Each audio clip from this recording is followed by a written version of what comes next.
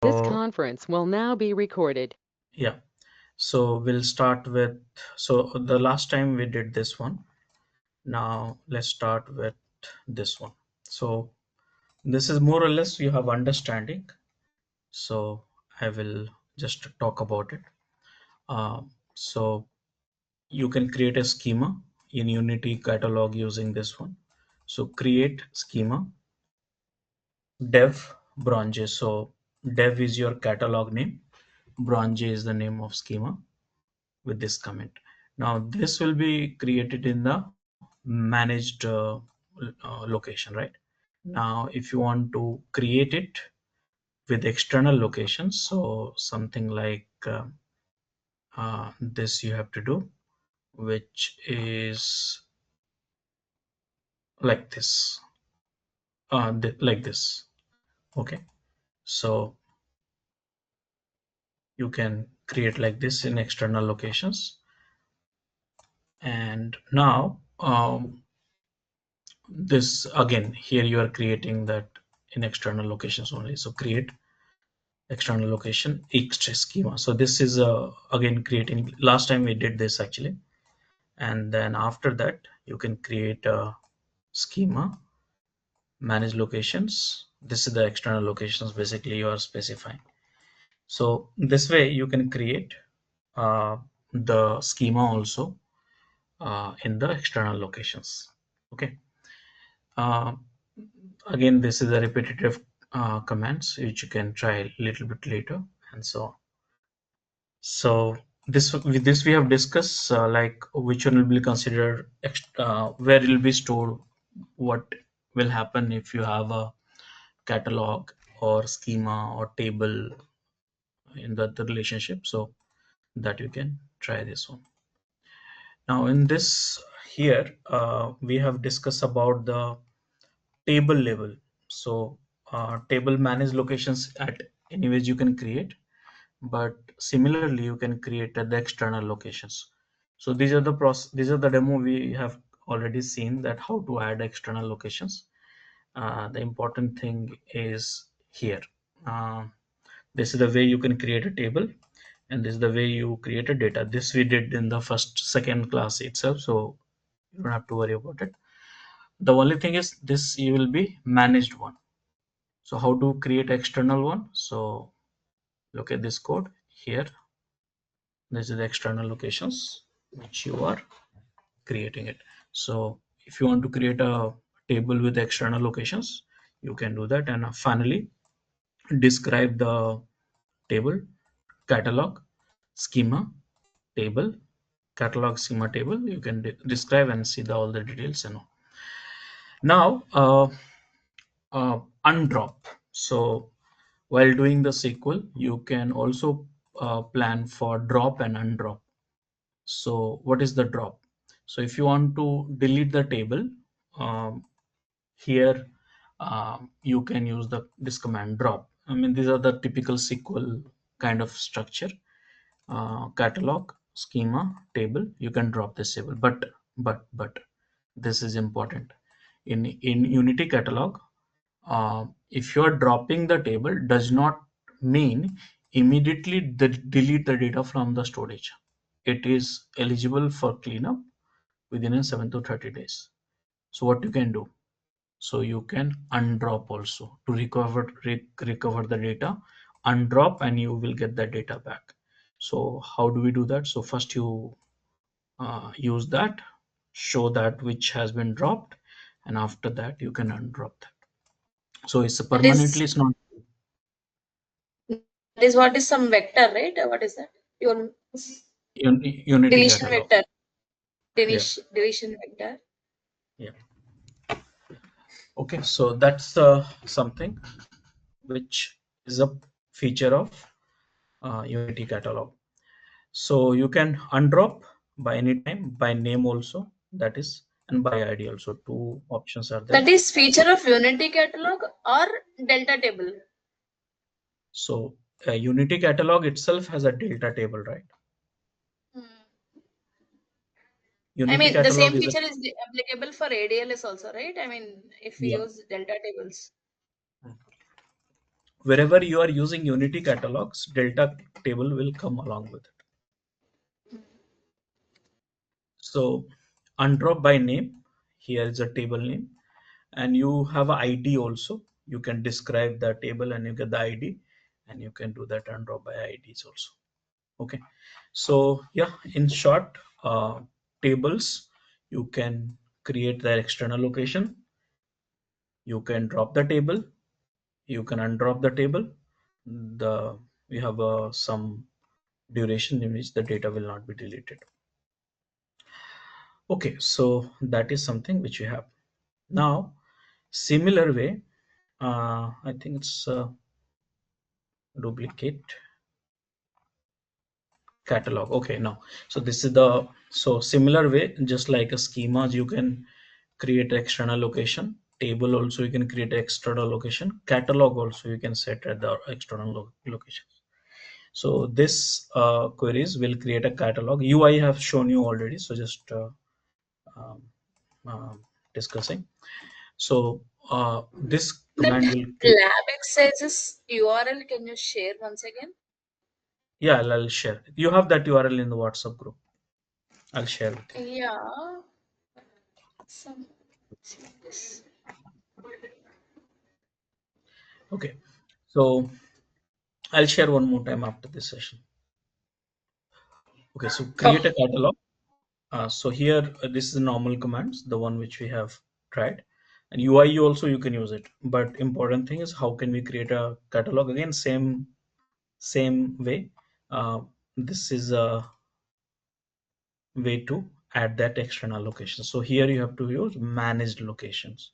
Remember, so it's a little bit of difference, and you can do that. So this is the table with external and so on. Now this is important, comparison across, like catalog with external locations, schema with external locations, table with the location and external table. So where the default data storage, and when you delete that, what will happen? So if you have a catalog with the external locations, and if you store the table in the catalog mapped with the external location, table stored under the catalog manage path, which is the one, and when you delete that table, drop the table, sorry, metadata removed.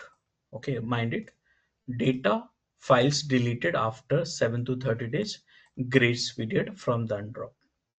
So this is the behavior when you have a table stored at the catalog with the external location. Now this is also important. This table is for the is important for the interview perspective, so keep it in mind. When you store the table, whereas the schema with the external location, tables are stored under the schema manage path, simple. But when you clean up the drop the table, same as a metadata gone immediately, data eventually deleted after the retention period, 7 to 30 days, depends on the settings. these are Now, all managed tables only, right? Not external tables. no, I'm talking about the Okay. These are not tables. external, Okay. Fine. yeah, external location. For the managed one, you don't have to worry, it will be deleted. No, the data and metadata both will be deleted. Correct. Okay. Okay. For managed one, both will be deleted, right? I'm talking Okay. about the external one. But I have a question here, okay? Whenever you create a meta store or a catalog, we always define that external location, right? Meaning we are creating a container and we are pointing to that path, right? So always it is external. I mean, Databricks does not have its own internal storage, right? So that's where that you have to understand the concept of when you create a meta store. Okay, you map to one manage location, right? So this is called Hmm. manage. But Okay. now anything if you store not here, that is called Hmm. external location. So that is a concept. That means whatever the meta store default one is called managed locations. And but you told me, right, that if you don't give any location for meta store, we can specify location during catalog creation, right? So at that time, will that be a managed location or external location? Let's say during meta store So creation, I have not given. meta store is a kind of bucket, right? Inside that you have a catalog and then schema and then table. This But kind even of we can create meta store without giving any location, right? In that case, we have to definitely give location while catalog creation, right? so meta store required. See, let me show you just a second. See, this is the workspace just 5 minutes back I created. Okay, Mm. now Mm. this is the one workspace. Now let me show you this workspace here. This is the one. I did not create any external location so far. Last day I showed you the demo. Now if you see that, and this is the workspace, and go to the catalog and you see the meta store. So this is a default managed one. This meta store is a managed one. Okay. Now this is got created where? Let me show you this master Azure central data. So go to Azure here. I deleted every resources last time. Now let me show you here. Where is the storage account? Here, this is the one. So this is the managed locations. Are you getting my points?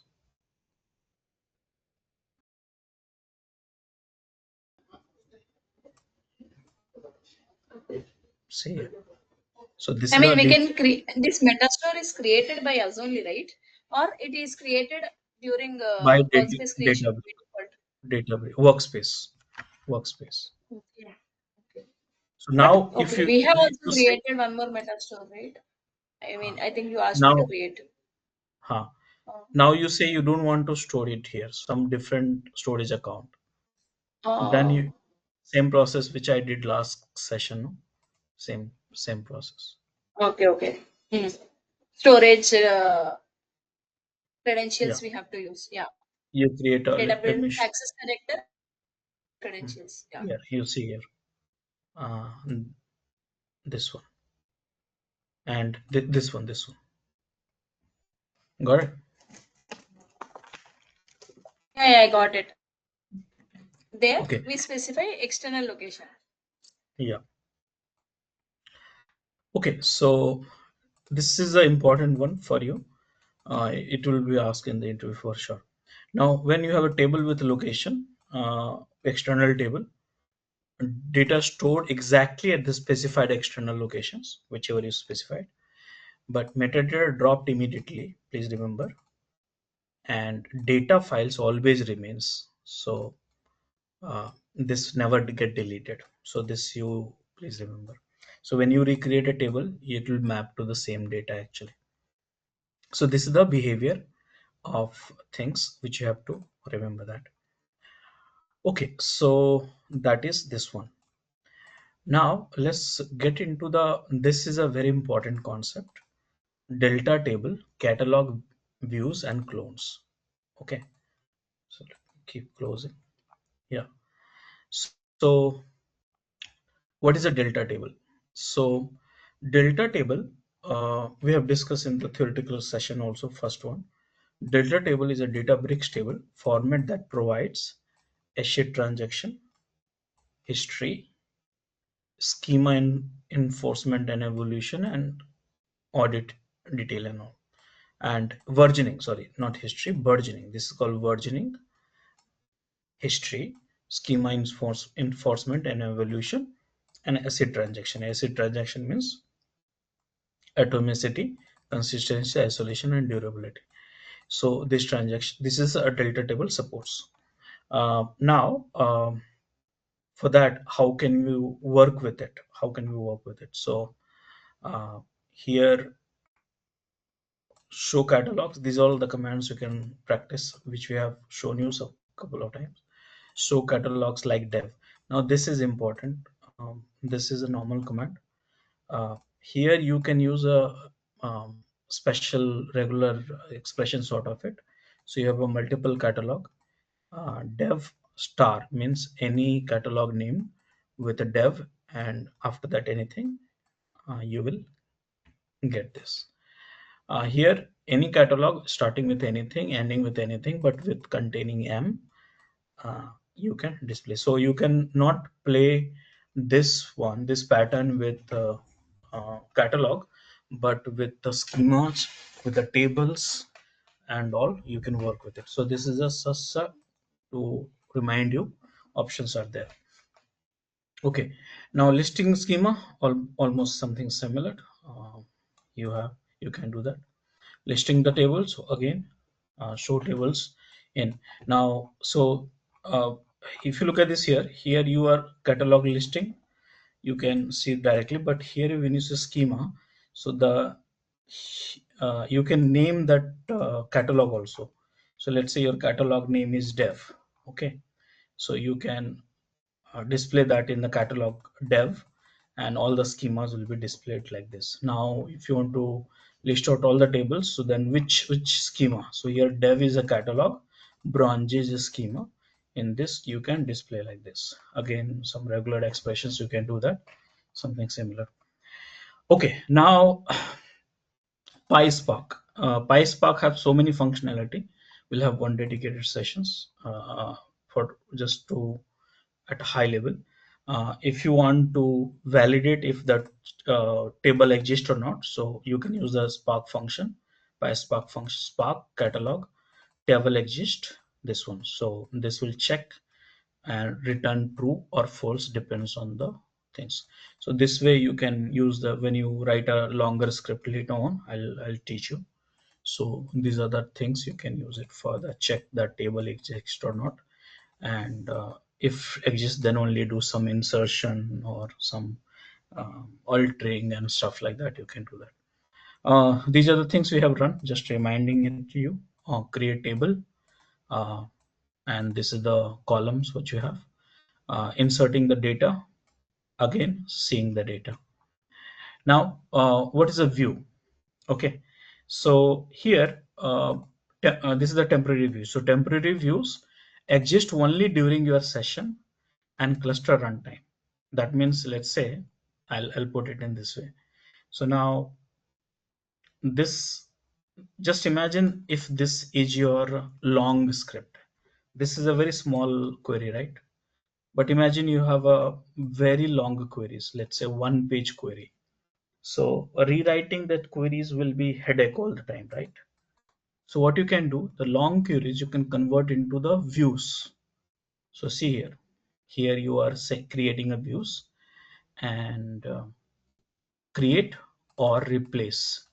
Uh, it's not needed, but if it is exist, you are saying replace. If not exist, if it is exist, and the views name it view temp view, this one, and as this is the query. This can be larger one. So that means now this is your view name, and whenever, you don't need to remember anything now, just you run select from views this one, and automatically this whole queries will run. And basically this is a way to save your time. So if someone will ask you what is views, so views are basically a kind of you can say queries. You can make it as like aliases, which you can reuse it multiple times during the DML DDL and sort of things. Make sense? Hello, are you there? Hello.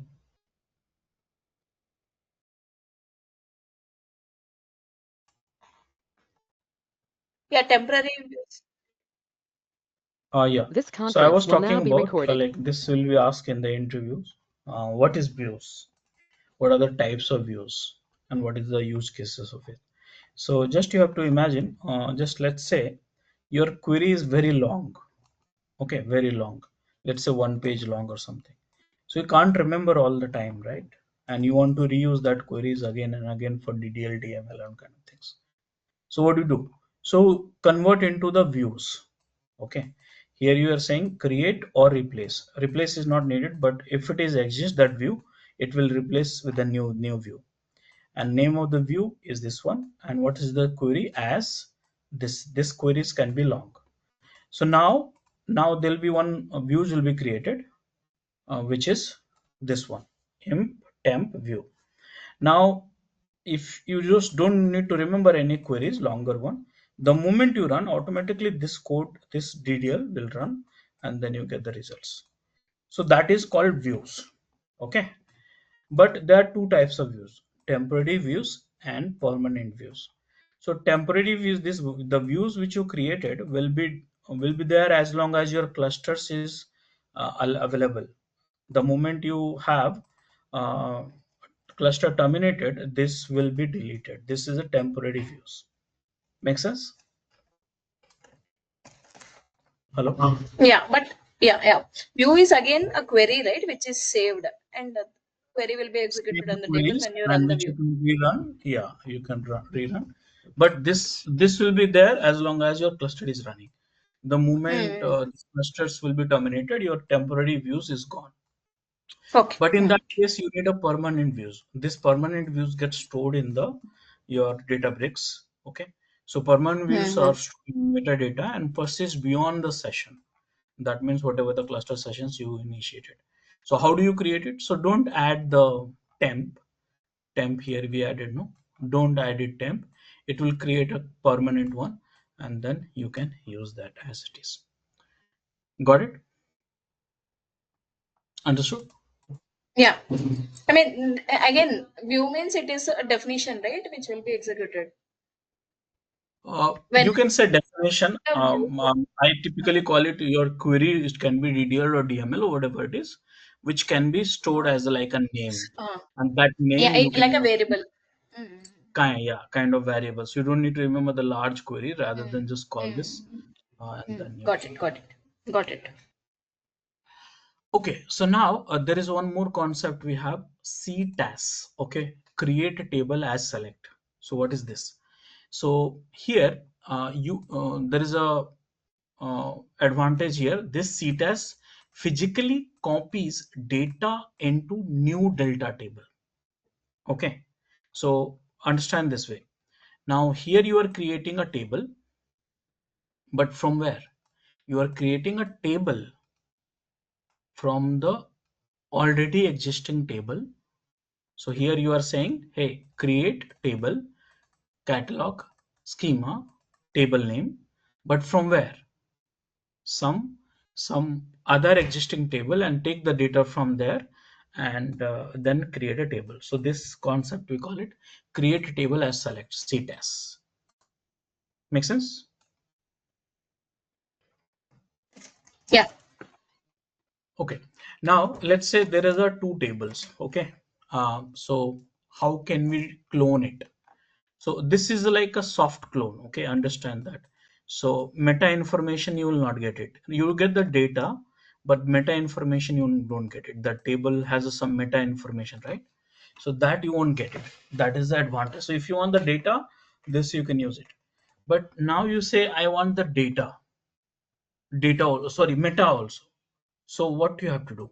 So in that case, you have to do the deep clone of the delta data. In that case, this is needed. Deep clone. Remember the difference between CTAS and deep clone. They will ask you No, what now is the table will be created, then default it should have some schema and metadata, right? correct metadata. Yeah. So in this Now case, it will not. It will create a new metadata, whatever that. it will create a new metadata by reading the schema again, meaning reading the columns Correct. of the table again. Yeah. Ah, reading the whatever the output of select actually. This Mm-hmm. will create a new. But if you want to clone the existing table, then you have to use a deep clone. So see here, create table, table name, deep clone from the existing one. So here the difference is metadata plus data fully duplicated at a new location. This will be new table, fully did. But safer than CTAS because it preserve all metadata, partitioning and nullability and stuff like that. Okay, Mm-hmm. so what is the difference between CTAS and deep clone? CTAS will get you the only data. Deep clone will get you metadata plus data at the new location. Make sense? Yeah, yeah. Okay. Now what is a shallow clone? Shallow clone of delta table. So shallow clone only copy the metadata, no data. Okay. So remember that. Shallow clone copy only metadata. Data still point to the original table at the specific version. So how can you do the shallow clone? Here it is. So here make sure that no data copied.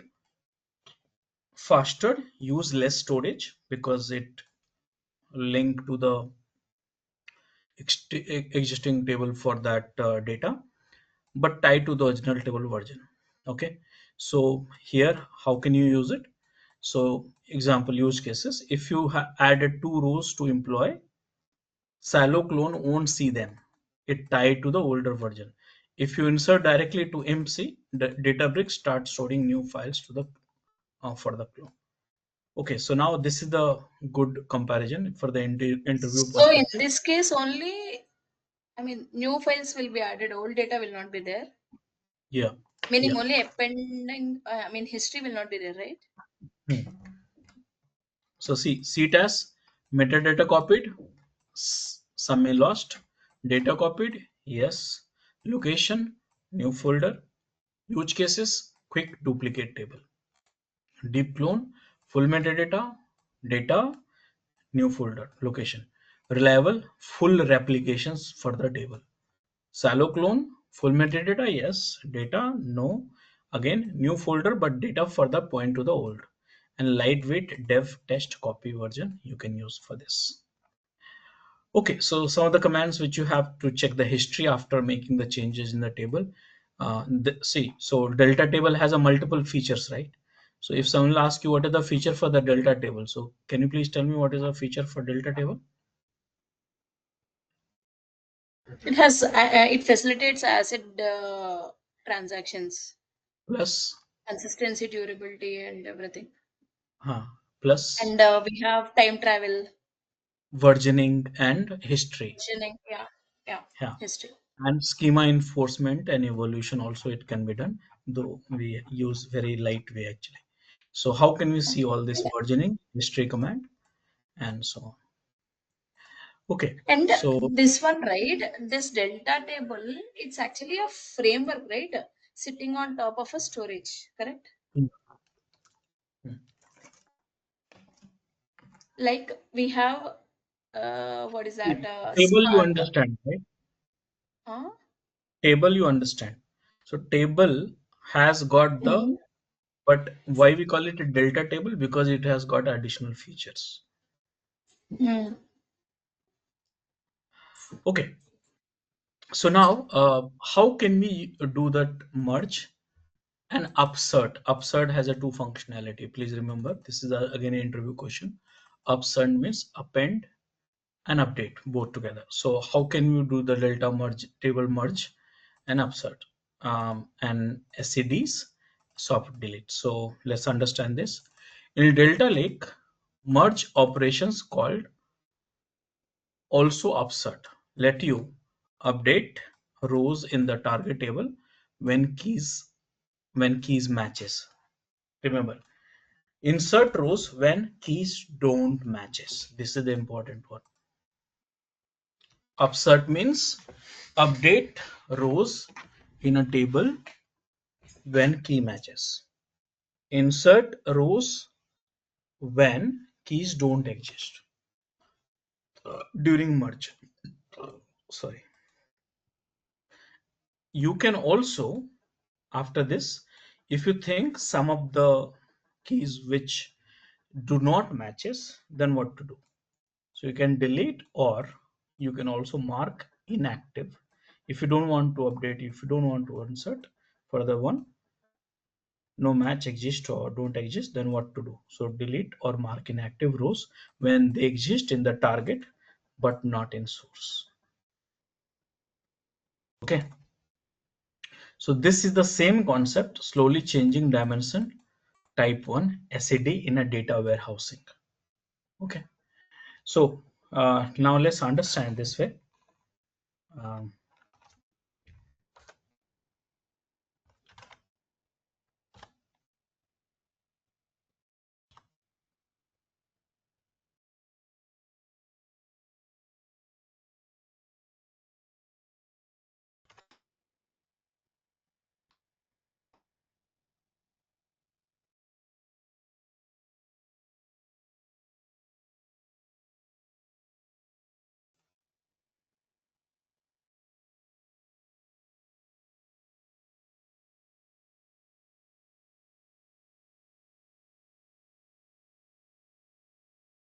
See here. Look at this very carefully. Very simple concept. This here creating a table. Create table if not exist debronjo imp. There's one more table you are creating, imp updates. Okay. Now here you have some initial data for checking this. Just look at the ID, the key. This key is 101, 2, 3, 4, 5. Here 101, 2, 4. So 101 is matching, 2 is matching, and 4 is matching. 3 and 5 is not matching. Correct now? Correct? Are you getting opens? Yeah, yeah, yeah. No. So So these will be now, inserts and that will be updated. right. So what will happen? Just understand this way. So here, insert a new employee. So now you did in this table, this same table, you added new data. So what will happen? So this will be added, and after that you check. So you have a 106 also. Okay, 106. Now let's understand what will happen when you do the merge for these two tables. Okay, so how to merge first? So understand this way. Merge into imp as e. So the name, this is aliases. So this whole database name as e using updates as u. Okay, alias e for this u. Now e dot imp id, which is the first one here, and this is the same one, is equal to u dot imp id. Both have imp id, remember. Correct now? So when match, these are the kind of queries you'll write. So first you merged, but condition should be when on that if is equal to this one. So here 101, 102, and 104 is equal, right? So in that case, it will done. But there are some additional conditions.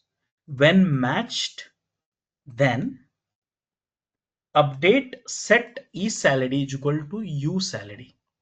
Means what you are saying, there's a next one is e salary, which is here, add into the u salary. When not matched, then insert. So here what I am saying, look, this has a one part and this has a one part. Update from here to here when employee key is equal to, when match, then update the salary from e to u, and if not matching the key, then insert. So now what will happen?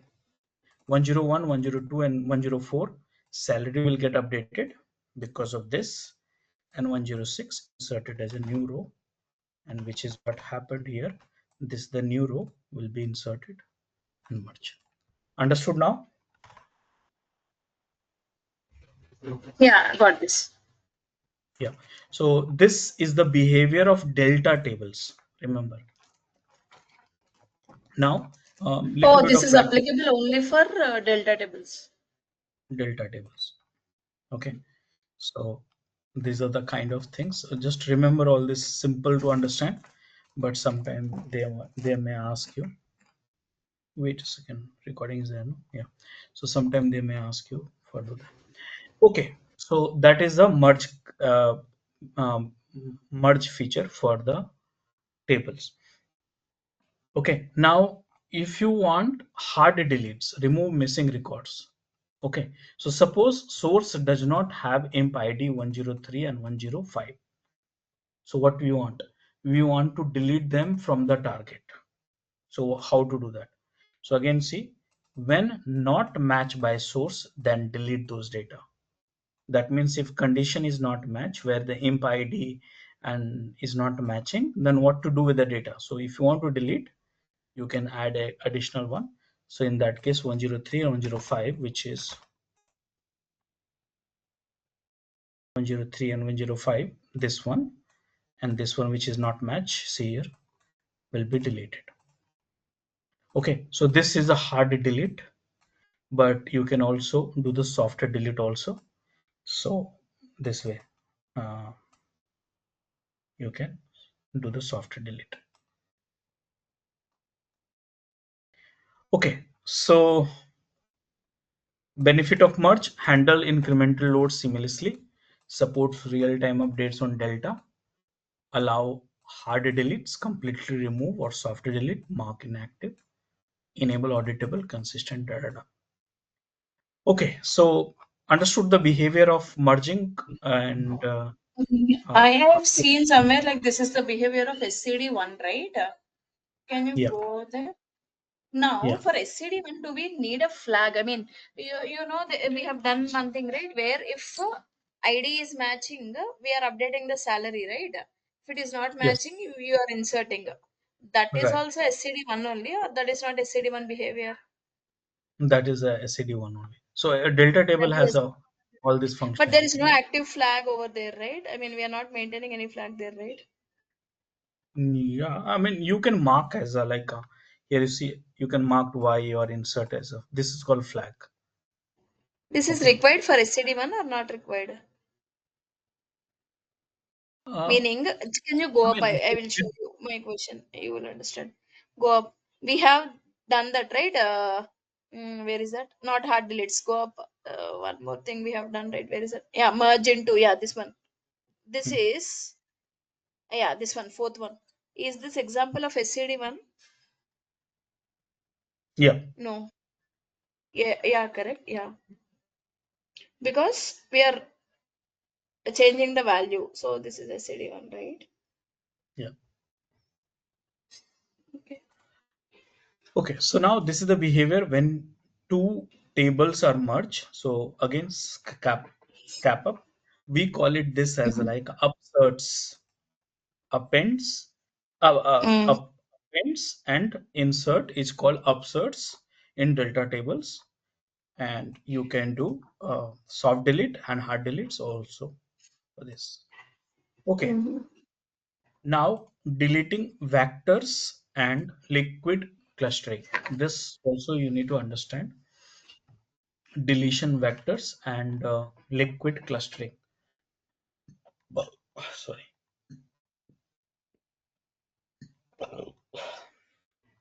Okay, so Delta Lake keeps improving with features that optimize performance and storage. Okay, so this is for the you know faster queries and processing. Two of the most important recent features are deletion vector DV, we call it, and liquid clustering. Okay, so what is this deletion vector? So efficient deletes without rewriting file. What is this? So what is happening? Let's try to understand. So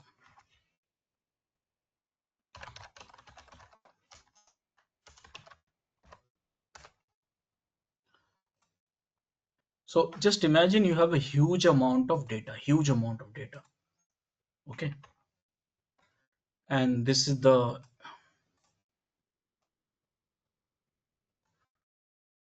huge amount of data, and then this got deleted, this got deleted, this got deleted. Now next time when the searches will happen to the data, it will go and here, and it will check the empty data, and then it will remove degrade the performance. Correct now? Because this is deleted,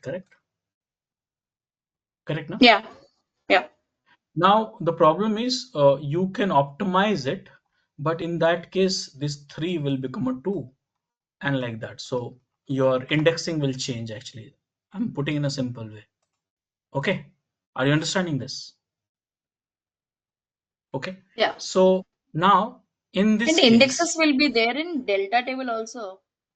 yeah, keys will be changed and many things will change. Metadata will change actually. So so how can we do that? So that's where that I think this problem will solve by deletion vectors. So let's understand the problems. Traditional delta operations like partitioning and Z ordering, this is called ordering, help optimize queries. Okay, so that means these are like a traditional one. But partitioning struggle with high coordinated columns. Z ordering required rewriting of the data in each time. So whatever I explained, this is some simple way, but technically we call it cardinality columns, high cardinality columns, where the data is keep getting deleted, added, keep getting deleted, added. So the queries are like performance is not that up to mark. Okay. So what is to be, how to solve this high cardinality columns? So to solve the high cardinality columns, we have a two new improvement solve this. One is like a deletion vectors for efficient delete, and liquid clustering. This I will talk about for adaptive clustering without heavy rewrites. So what are the deletion vectors? So normally when you delete or update a raw inside the delta table, just like this I was talking about, the entire Parquet file containing that row must be rewritten. So that means this has a Parquet file for the each table. You have a Parquet file. This has a meta informations and many things. So that index, basically you can call it index. So it has to be rewritten, correct? Because this got deleted, this got deleted. So now where is the data? So because there's a millions of records are there. Now, if you don't have this file, Perpet file, then uh, you cannot search. I mean, it's not feasible to search everything. So what happens when you search anything? They look for the Perpet files and then accordingly look for the data. Okay. So entire Perpet file containing that raw must be rewritten. So if the file has a millions of row and this is slow and costly, this is the problem. Now what deletion vector is doing? Deletion vectors fix this. Instead of writing the file, which is this perfect file, delta tables mark deleted rows with a flag. So what will happen? So now this got deleted, this got deleted, this got deleted, this got deleted. So now here I call flag D, D, D, D. Okay, now perfect file has a intelligence where it has all the data, and here will be updated the perfect file with a D. So it will not look for the line which is tagged with the D. Are you getting my points? So instead of rewriting the file, delta marks deleted rows with a flag. On subsequent reads, delta skip flagged rows. Flagged rows means this will not be used for the searches and whatever it is. So this will help you to optimize maintenance. Those flagged row are permanently, later you can optimize. So this is done, and after this what you can do, you can once in a month or week or whatever, you can optimize the whole table, and you can clean up, and then automatically the perfect file will be updated, and then next run will be there. So this way you can significantly reduce the input output cost, time, and then cost. Are you understanding?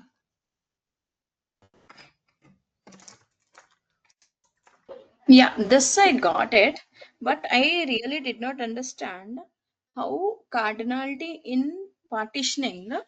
Okay, how will you solve partitioning problem because of cardinality using deletion vector? See, So partitioning it because of cardinality is a different problem, right? Meaning, if the cardinality is high and if you try to partition on that column, you will have number of partitions. That was the issue, right? no. Partitions we are not discussing. We are discussing about the if the Can columns. I you mean, come up? Can you come up? Drag it up? Because I remember seeing cardinality is the problem. Two new improvements to solve this. Can you come up a bit more? this last one. Ah, see here.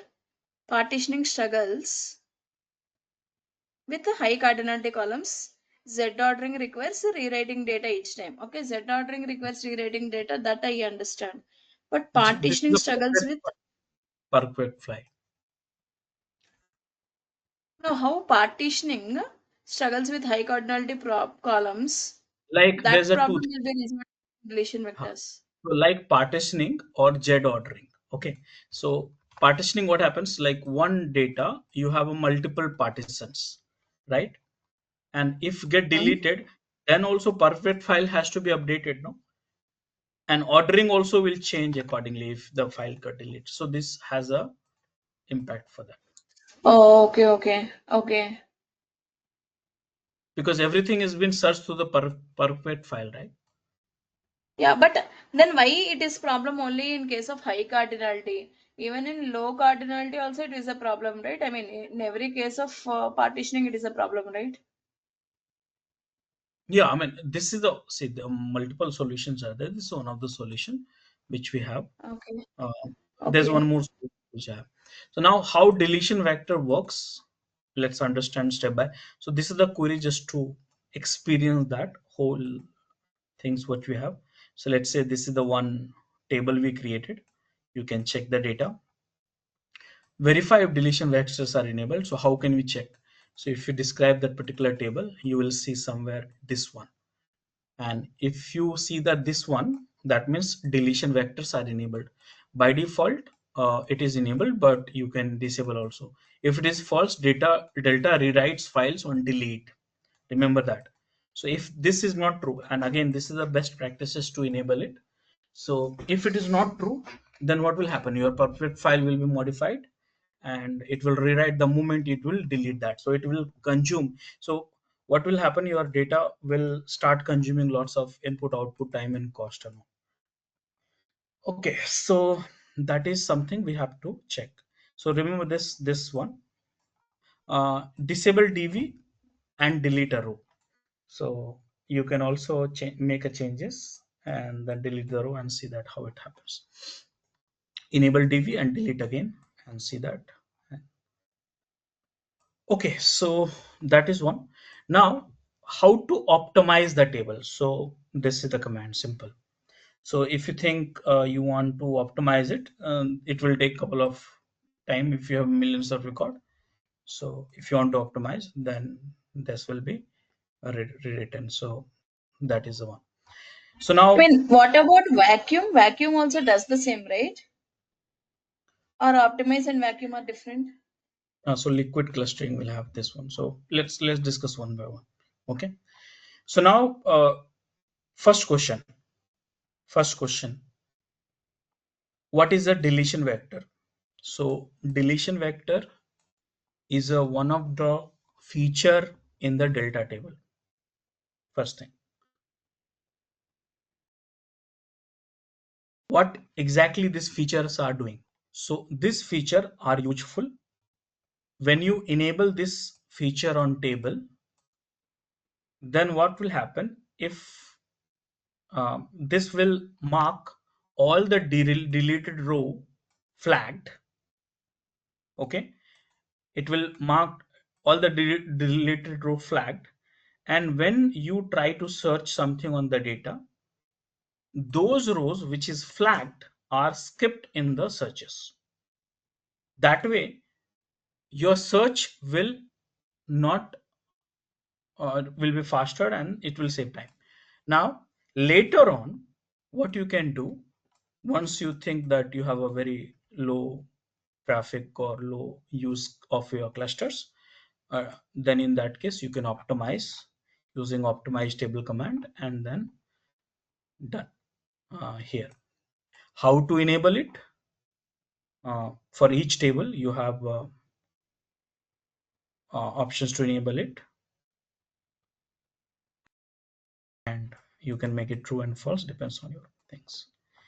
Okay, so now that is the delete vectors. Now there is one more concept which we have, liquid clustering. Okay, so what is that? So partitioning and Z ordering optimize queries but comes with the issues. Okay, what are the issues? So partitioning inefficient with the too many or too few partitions. And Z ordering required data rewrite for new insert. So anyways, when the new insert happen, this reordering has to happen. And partitioning is not good. I mean, you cannot partition the same data table for the if you have a very too many and too few I mean, inefficient with the too many and too few partisans. So what is the solutions for that? So liquid clustering is the solution in which automatically cluster new data based on the chosen column. No need to expensive rewrite, handles skew, high cardinality, and fast growing data sets. Scenario where liquid clustering signs queries with the filters on high cardinality column, for example, user ID and invoice ID, data with imbalanced distribution, fast incremental loads, and so on. How to enable? Again, you can check that whether it's enable or not, and how to enable this one. So for that, here you selected you disable the liquid clustering, none. That means you don't want it. But if you alter the table and here you can enable like this. Okay, so alter table, this table cluster by, you have to select the column. Liquid clustering means what will it do? Actually, I did not understand this. uh, Liquid clustering again, you have two problems, right? Anyways, j orderings will be rewritten when new insert happens, correct? So Mm. in that case, what you can do, you can choose a column, okay, which need to be written when you get the new data. See, automatically clusters new data based on the chosen column. So here you are choosing the column, and in that case, it will be a rewritten data. That's called liquid clustering. Sorry, what will happen if you choose a column? Whenever data is there, what will happen?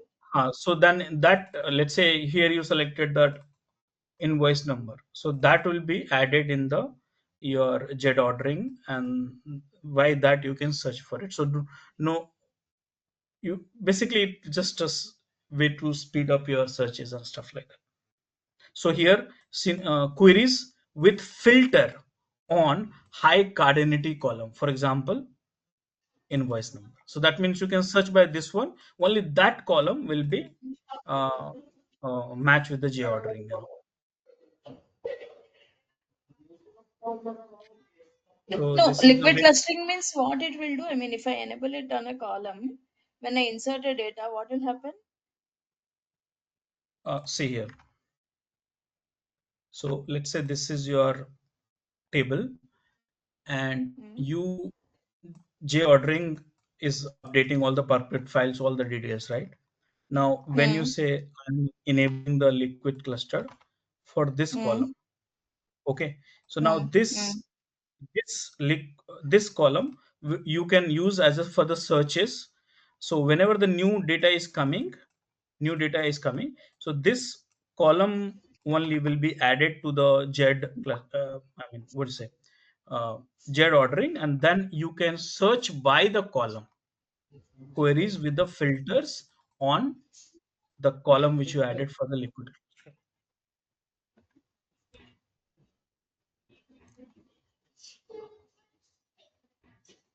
Not getting? No. I mean, if you enable it, what it will do? I mean, it will write to a separate location, or it will maintain a flag, or it will maintain a separate cluster. What it will do, I did not understand actually the purpose of this. I mean, it's not basically um, it's just a way technique for the fast searches actually. Fast search. These are the techniques actually. So if you see that official documents, see, This was recently done, I mean 1 month or 2 months back actually. See, automatic liquid clustering powered by predictive optimizations automate clustering key selections to continuously improve query performance and lowering cost. That means, let's say you are searching this table. Just imagine millions of records are there. Now Mhm. you are, hey, I want to update the perpetuate file with this column. So that way I will search every time using this column and then rest of the things would come. So this is one of the techniques to enable it. So robust selection process and continuous monitoring keep data and so on. So same thing, whatever I showed you the command, no, it's the Hmm. same. So see, Mhm. I'll give you the simple. Before, if you do liquid clustering, and after liquid clustering, your performance will be 10x faster. So it's like this.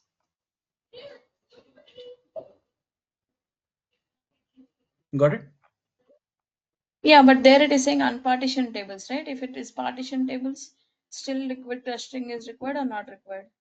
No, for partition table also you can do that. See, behind the scene automatic liquid collection, how it works. So see here, collecting telemetry to determine if the table will benefit from the introducing or evolving liquid clustering key, modeling the workload, and applying the column selection data, and so on. So this is the one of the features which has recently introduced, which you can use for improving the performance. So if someone will ask you, how can Mhm. we improve the queries optimization and performance and faster? So you can say the tables we can enable for the liquid clustering. That's the one option. We have a vectors deletion vector, delete vector. Second one option, we have a liquid clustering. So you can say we can enable the table with the liquid clustering, in which specific columns we can enable for the each tables and search by that particular column, and that will make the delta table faster searches and faster queries, in a simple way. But if you want to know more detail about it, I think you have a detailing here in this complete. Okay. Okay. Okay, same all these queries I have put it in my notes, so you can check that also. Okay, so that is the two functionality which you have to remember. What is that? Delete vector and liquid clustering. Again, I'm saying if someone will ask you, how can you optimize the performance for the searches and queries for your vector tables? So there are two options. There are so many options, but two options which is recommended. Uh, One of is the lead vectors. You can enable it. Second option is liquid clustering. You can enable it for that particular column and search by that particular column and then improve your searches. Understood? Okay. Okay. So for this volumes, we need some external locations. And so this I'm ignoring because I have deleted the external locations. So I will add it again, and then I'll show you that. This is very easy though. It's not very difficult, but I need external locations. So now let's move on to one which is here, clustering. Okay, so this demo I'll show you because this is possible now here. Okay, so for that, Ah, this first compute only, it's not working for me. I will show you the demo. After that, you can do that. Okay, so the first thing, what is compute? I think I don't have to tell you. You know that every queries, every script, every commands, magic commands, and all stuff like that. It runs in the compute only. And okay, so in practice, compute means clustered. Now, when you say clustered, remember group of virtual machines. This group of virtual machines you can host at Azure or AWS, Google Cloud, whatever it is. So group of virtual machines is equal to one cluster, and each clusters you have a two types of node. Okay, so now when you go and study the Apache Spark, no, then you have to create a clusters. So this is a clusters. Okay, now in this cluster you have a multiple node, you can say multiple VM, simple. Okay, and there are two types of VM, one and two. So the first type of VM we call it driver node. Okay, this is the driver node, and this VM, second type of VM, we call it a worker node. So worker node, worker.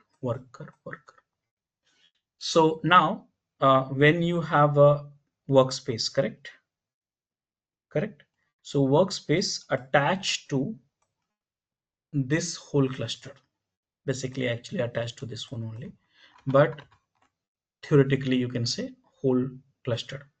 And this in workspace you have a notepad, correct, notebook, sorry, notebook, and notebook which any queries you run or any code you run, it run in this machine or this machine or this machine or this machines. So why we have this machine then? So this machine manages this and making it group together as like a cluster. Okay, so that's called driver node. So coordinates the job where it should run. Means basically all the jobs has been sent here, but running here. So who's coordinating all the jobs? This guy. Are you understanding?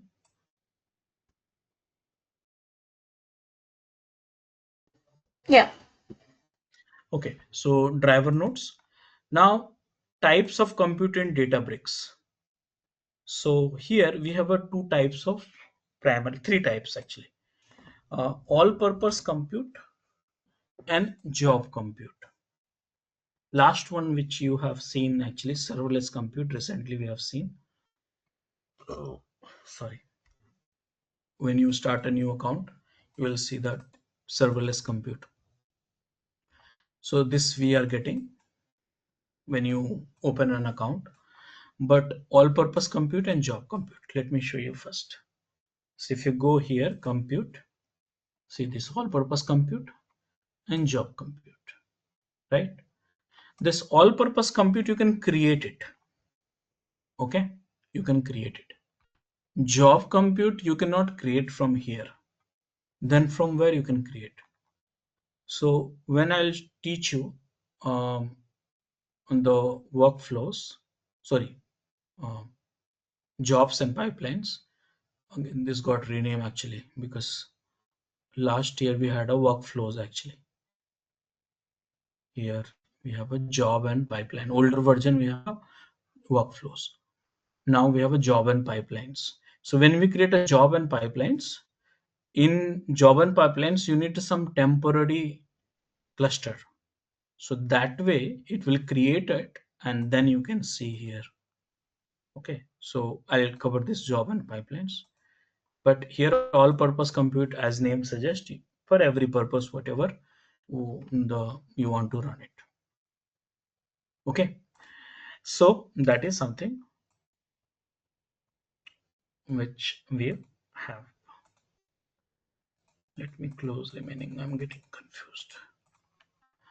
Okay, so here all purpose compute used for notebooks, SQL queries, ad hoc jobs, and whatever the work which you do, you need a all purpose compute only. Job compute, I told you, it's a temporary. It will be created automatically when you schedule jobs and workflows you run. It will create, work is completed and remove it. So a same feral. Serverless compute, you have seen it already. Fully managed by the Databricks. It has recently added in a GA format and no need to configure, automatically you'll get it. So these are the three types of compute you have. Now, what are the access mode in compute? Okay, so there are primarily three access mode. I think two more has come, five I guess. Single user, shared, and no isolation shared. What is that? Let me share. Let me show you. So go to here, and when you create a compute, and here name this, let's say, DevOps school and policies. Some of the policies here we have, and all these options here you see. You can create through the JSON also. UI is much better. Now whatever you select, it will be created. So some options are missing here actually. It got updated, so no problem. So this option which And there, I mean, what are different policies when to choose which policy? And the below, right, the main, the compute power is there, right? I think I selected a different one. I tried to use is, a standard one. yeah. So access mode, as of now it got deleted. So this one. So I will talk about it. Just give me a few seconds. Okay, so Okay. let me talk about new UI. So here you can name this compute. Now you have a policies, and here you see unrestricted, personal compute, power user compute, shared compute, and legacy shared compute. Legacy shared compute is the older one. Now out of which the policies you have 1, 2, 3, 4, 5. So let me open this one in the new window. And here if you go to the policies, see here. Now you can create your own policies. Now what is a policy? I'll talk about it. Just give me a few seconds. Okay, so these are the built-in policies. When you create a workspace, you get it. Now what these policies are? So basically whatever the option you see here, these all things, and an advanced option here also. These all things which come from the policies. Unrestricted, see personal compute, see changes. Power user compute, see got changes. Shared compute, see here changes. And legacy. Now this is the summary. Okay, so now let's say if you go for the unrestricted, look at the cost, and in this compute the unity catalog can be enabled. But if you go for the legacy shared compute, see unity catalog is not enabled. So remember that. So unity catalog is a new feature on Databricks. So like that. Personal compute also unity catalog will be there. Power user also unity catalog will be there. So please remember, shared compute also will be there. Now you have to decide which kind of this. So what is this? These all are the policies. uh, Now what policy? So let's discuss, let's see that each policy. So which Databricks, let's say I'm going for creating a shared compute. Shared compute means it will be shared with your multiple notebooks and stuff like that. But if you want to create a personal one, so here you have it. Okay, so but you go for the shared one or unrestricted ones, no restrictions. So here ML functionality has come in the Databricks. Now if you go a little bit down, see these all are ML. Here you can experiment the models. Here you can publish the models and deploy the models, and you can develop models, and some features are there. So these all are ML models, which I'll have a dedicated session for this. So unrestricted, so machine learnings, if you're looking for it, you can enable it. Now which Databricks runtime environment you need? So here you have a options. Always go for the LTS, means on the fully tested one. 17 has come, I think last week only, I guess. So you can go for this one, and in that you decide that which Scala version and Spark version you want, and accordingly.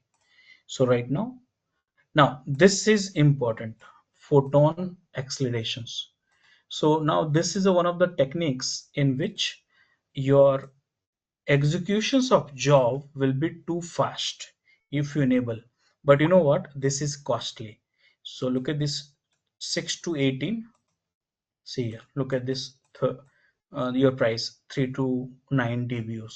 So this is a kind of manage functionality, photon accelerations. You can read it. Photon accelerate modern Apache Spark workload, reducing your total cost per workload. Okay, so here it's not like a total cost in terms of this one.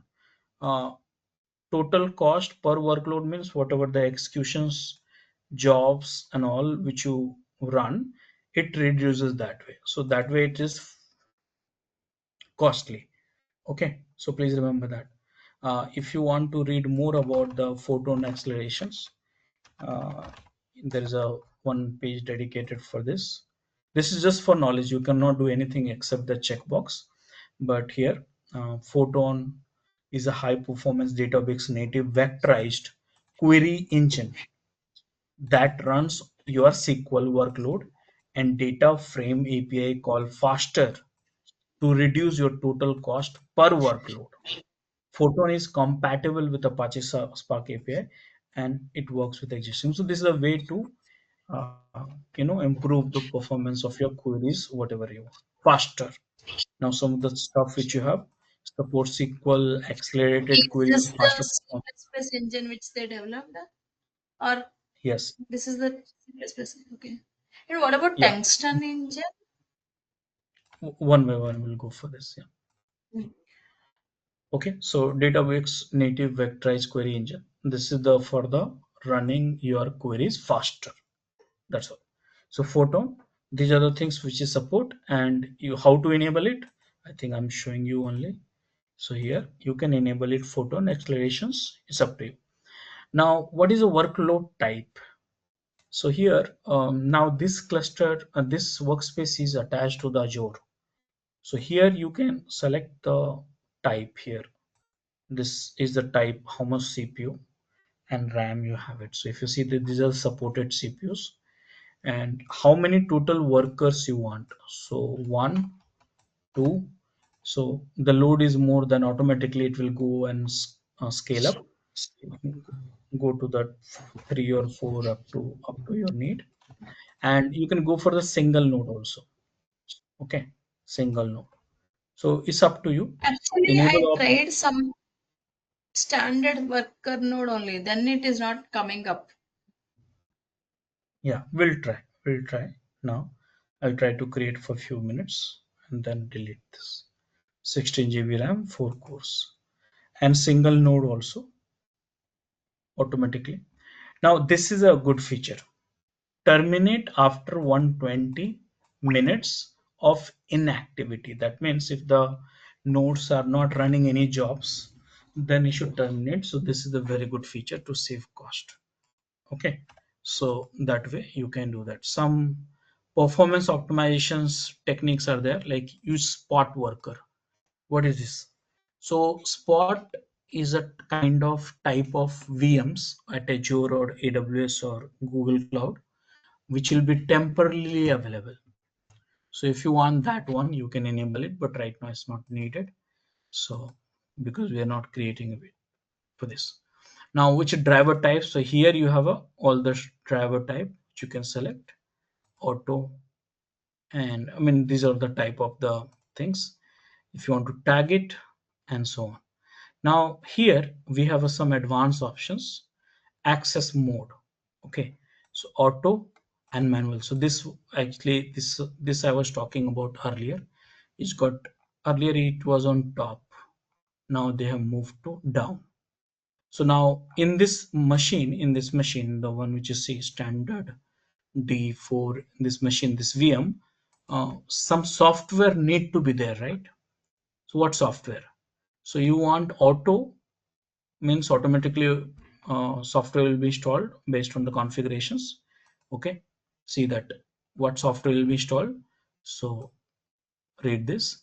But if you want manually, if you want, then Python Scala SQL you want, or if you want for the shared, earlier you call it shared, now we call it and then single user, all language plus ML, and some legacy also there. So this was I was saying last year actually. So this up to you. So auto is good, you will get it. Now which Spark specification you want, some environment variable to set for the Spark, locks you want to enable it, where it should be stored volumes. This I skipped that topic just now because I was not having external location, but DVFS you can use it, and this you decide where it will be stored to your locations, whichever it is. And here init script. So when you create a clusters, these machines will, if you want some initial script to be run, so you can add some script here. Right now it's not needed. So like this. So yeah, here you have it, and the same thing you can specify in JSON also. Okay, so look at this, and typically, you know what? This is an interview question for you, and then they will ask you as part of the Databricks administrations what you do. So you can say like I am creating the compute infrastructure, uh, managing the compute infrastructures and stuff like that. So then they may ask you what you do. So typically you say we have uh, created a spec for the compute in JSON and automate through the uh, jobs and pipeline, and whenever we require that we do that. So this spec which you see is a compute JSON file which you can create from the Terraform also. So mostly whatever the work which I'm showing you through the UI, we don't use manually through the Databricks. We use Terraform for it. Okay, so here, so this provider we use it for automating all the work. For learning that is okay, but this is the one we use it. Okay, this is the code, this is the provider. Okay, so now if you want to create a clusters, right? So here you have a compute, then Databricks clusters, and this is the way you create it. Are you understanding?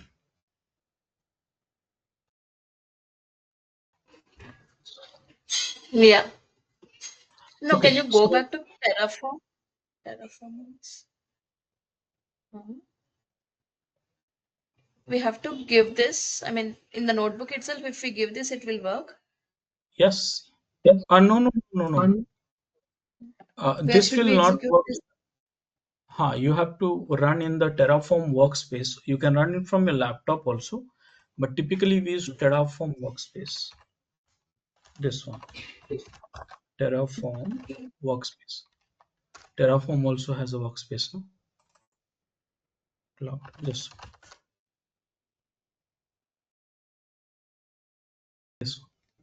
This is the cloud one, but typically every organizations they have their own actually. I forgot that account user ID. So you can create a session and so on. Mhm. Okay. So if you create this one,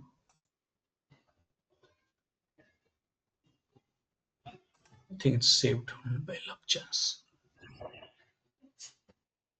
Yeah. So here, so this is your workspace, and here you run your code. So this is the one project. Let's say I tried long back, 3 years back. So typically I don't use this one. I have companies one, right? So we use that one. So here you can create a workspace and run the code here, and the code you can put it from the Git. Let me show you settings and version control. See here from the GitHub, the code will be in a GitHub. That means your Terraform code will be in a GitHub. This Terraform workspace will take the code from the GitHub and run it, and then it will create an infrastructure for the Databricks here. Got it? What code? This is the code for creating. Basic code is there. You can increase it more. Got it? Okay, Yeah. so now this is the JSON file and so on. So now let me create the clusters and then we'll see that. So first thing, create uh, DevOps pool and go for personal compute or unrestricted, whatever it is, I don't care right now. And I need for single node, okay, uh, and so on. Rest of the things is okay. Here is a summary and now create. Okay, it should be 10 and create. Now this will start one machine, one nodes in your Azure. Okay, so this is already intra ID is connected, right? So can you check this? No, it has not come. Take a couple of minutes. Okay, you can terminate also if the work is done, but right now let it come. Now if you Only create single node is allowed. I mean, for trial version, maybe that is the issue. Or we can create driver and workers also. no, understand that here this is not a trial. The Databricks workspace is a trial, which is a paid actually, but this cluster you create, no, it's a paid one, so you'll have to pay, Mhm. means Azure will charge you for that. But you stop it. You have enabled photon accelerator. You will get more bill now. Terminate this and create one. So You just to have to create for a few disable. minutes. Yeah, Okay. just few minutes.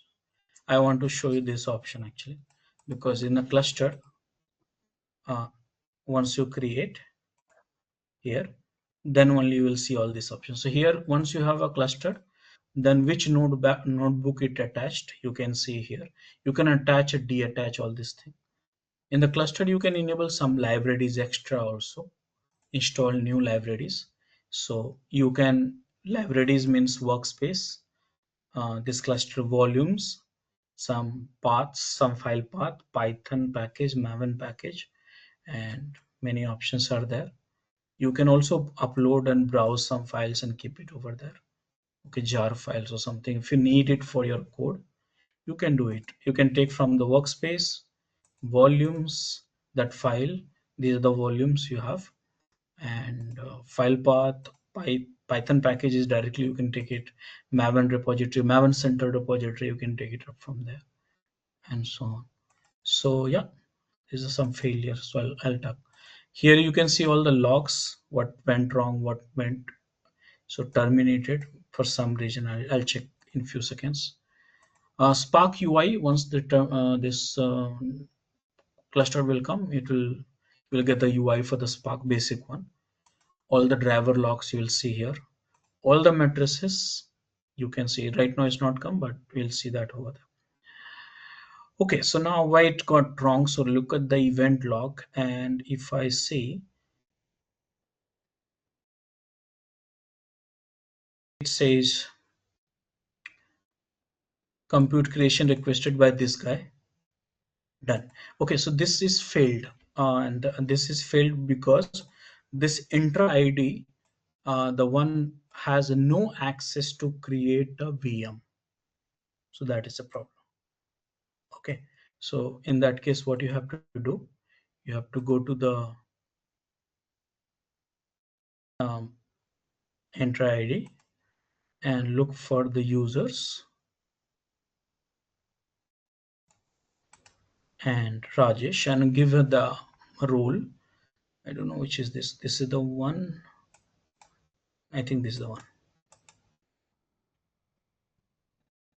Is this one right?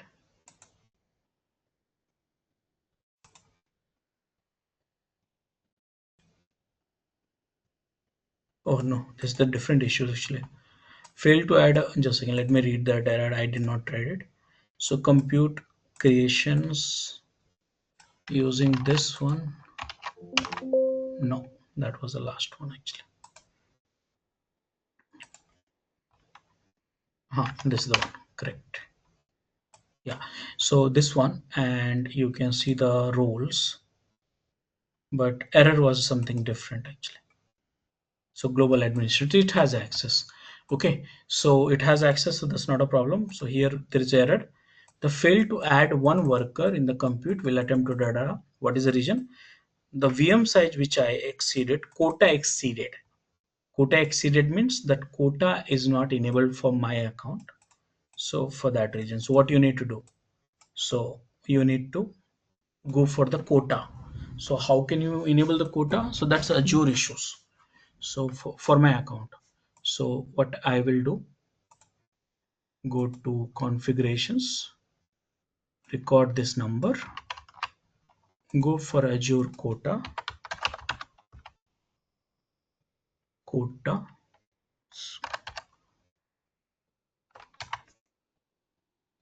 Can you see somewhere? Here, click on the quota. Now compute, and I need to search for that and enable it. So my quota, no. So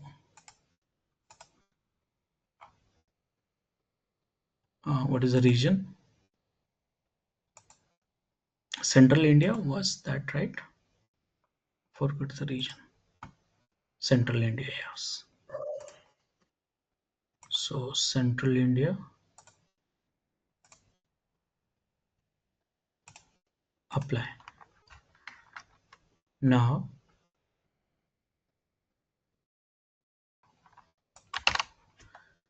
D4D, it will not come as it is. There's some changes. This option is not there. Search for it. Just they should match the number. That's the problem. D4DSV5. D4.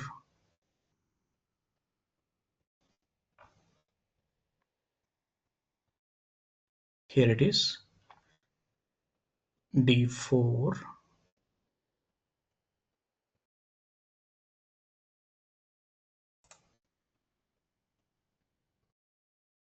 See, quota is there for this, but D4.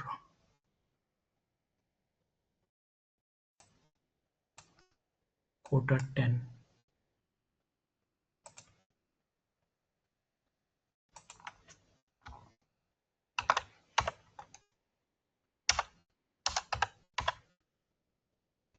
Search is not good actually. We D4DS. also same error only. Maybe we have to Yeah. reduce the configuration. No, you cannot reduce. That's the problem. That's a minimal one. You can increase it, but just give me a second. D4, D4. This is the V4 actually. Oh, sorry. This is the D4 directly. So that I cannot see in the central India.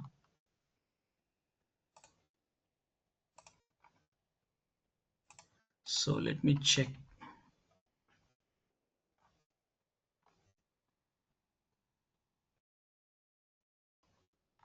DV4,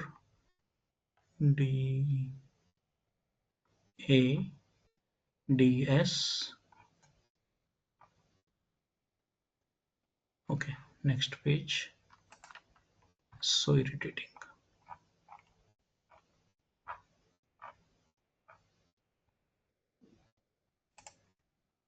No, I don't have. So let's change that to edit. Now look at for this. I'm just thinking I cannot go more. So I'll go for D3V2. Can I try? Let me try. I'm trying without looking at it, and start. Okay, so go for event log, and you see edited and then started by. Okay, so still has not come. It should be green here. Starting. So refresh. Now refresh here, go to the all resources. Virtual machine has come, no, so far. Refresh, starting, still. So yeah, this is the way you can do that. And there Now has to what be, should I do? yeah, just a second, hold on. Let me first Okay. confirm that type. Starting, started, if it is coming, then it's good.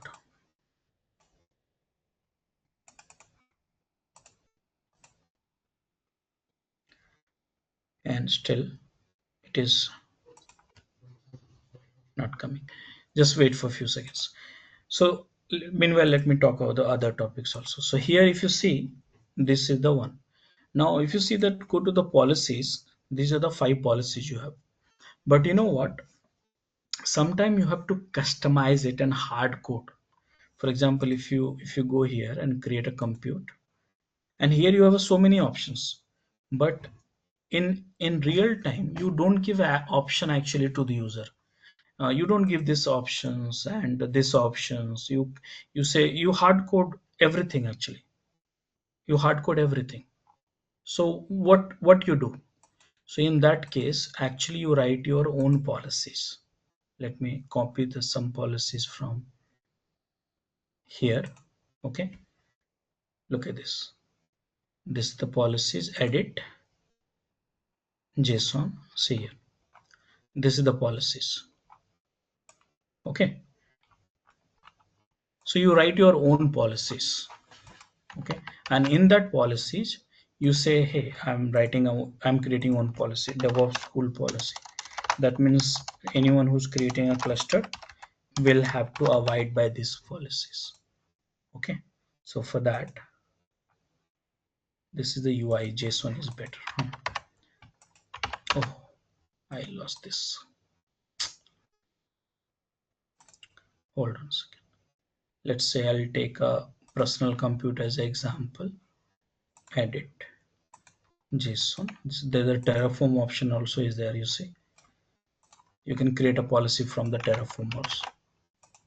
So if you go here, new tab, I'm just showing you typically what we do. We create our own policies. Create JSON. Why copy paste is not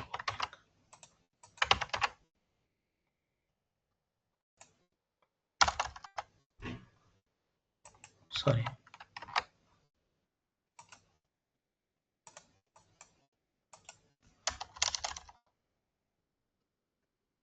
Oh, this is read only editor.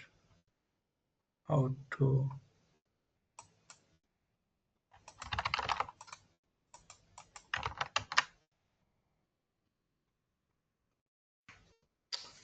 this got changed a little bit. Let me try. Add definitions. Spark version. Let's say fixed value latest here, and this is JSON. Okay, so I'm just trying to create through the JSON, but it's not giving me the option. So manually I'm doing it. Okay, so for example, here you are adding that, let's say Spark version, it should be latest, and then you added more definitions. So here, okay, I got it, it's here. So yeah, they moved it here. Yeah, and now you see, so like this you create ML runtime, which is, let's say, true or whatever it is. This is coming well. And then create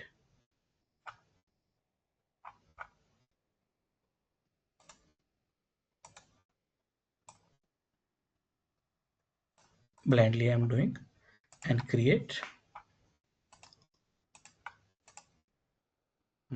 So now you can create, and whatever the specification your organizations you have it, you add it here. Okay, now if you see the JSON, look at this here. Here you fix this auto fixed, all this thing. Now you can create a clusters based on these specifications. Now you see here it has come, this one DSADD. So typically what happens, administrator create these policies based on the requirement, like what Spark version, what Python version, what SQL version, all this thing, and then uh, enforce that everyone to use that, and that is how it is been done. Okay, so now let's look at this. Is too long. Event again is got failed. What time?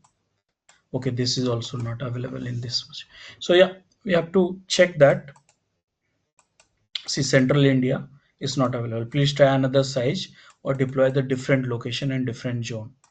And for that, you have to deploy that workspace again, different one. So Maybe. No, yeah, I mean, for me also it will not work, right? yeah, we have to check that because I have not checked that which type is available. But again, little bit of work is needed here. General purpose, memory optimized. So typically, I will copy this whole things from here. This should be coming as per the region, but there is a lack No, of. here there is some option create with shared compute, create with power user compute, personal compute. What should I use? Personal compute only, right? Personal compute means only you will have access. Other people cannot access that notebook. Shared means all the people can use that as a all the notebooks you can use. So that's the policy which I Cannot was talking about. access restricted. Okay, And so what about runtimes? I mean, will they ask any questions about runtime? Different runtimes and all, or so runtime means that which Scala and Spark which you are using. So they will ask you which Scala they have worked. You have worked. So remember the Scala is like 2.12 only. The Spark version you have a mapping. So hard code your stuff with the Spark version. So 4 never set because just recently it has been introduced the new feature. Spark 3.5 you can say, which is there from last couple of months actually. Okay. Hmm. Okay, so this is the compute which you can work with it. Let me delete this and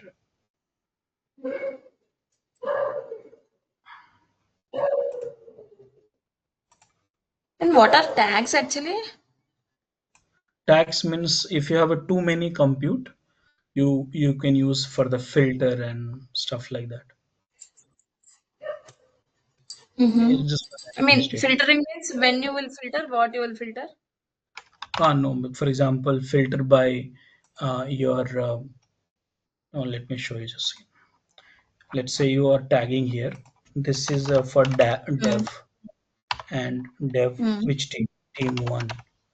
Then next cluster you create. This is for production, or let's say environment prod Mm. environment. So something like that you can put it up, and that way when you see here all the clusters you can filter by that one.